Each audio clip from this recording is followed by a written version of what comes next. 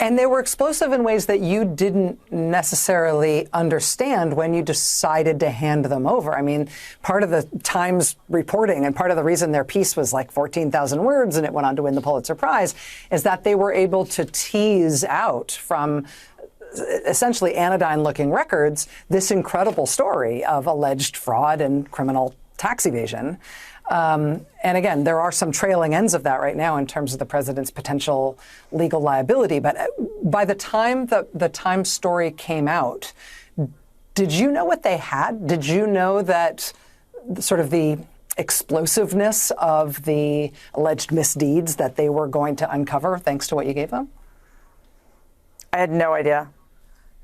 It was extraordinary. I mean, the brilliance of that reporting, that the analyses they did, and the story cannot be overstated. They were anodyne documents, but they were also incredibly complex. And the financial devices that my family used to cover up certain things they were doing were not easily decipherable. So I was utterly blown away. As you know, just objectively by the story, but also personally, to find out just exactly what had happened in the family that I didn't understand at the time. And also considering it wasn't just, people in my family did these things that they shouldn't have done, but that these were my aunts and uncles who also happened to be my trustees. And clearly, I didn't benefit from the role that they were supposed to play in protecting my financial interests when I was younger. Mary Trump, whose tell-all book reveals new unflattering secrets about her uncle as he pursues re-election, is a lesbian and kept her sexual orientation a secret from her family in the late 1990s, according to multiple media accounts of the book.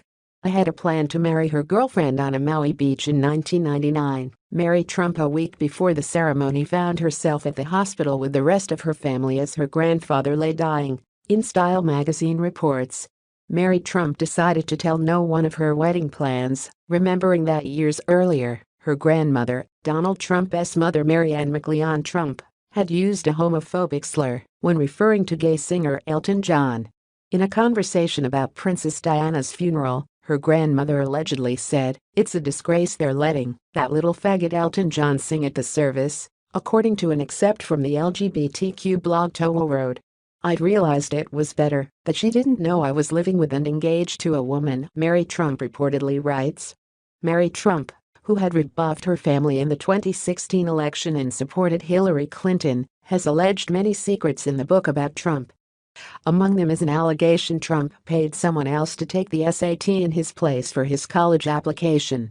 In an interview on MSNBC's Rachel Maddow show, Mary Trump said yes when asked if she heard our now president uncle express anti-Semitic slurs and the N-word, although she doesn't divulge any further details about the alleged comments.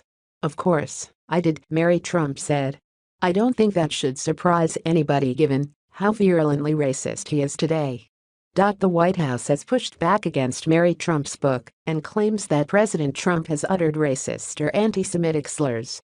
"This is a book of falsehoods, plain and simple," Deputy White House Press Secretary Sarah Matthews said. "The president doesn't use those words."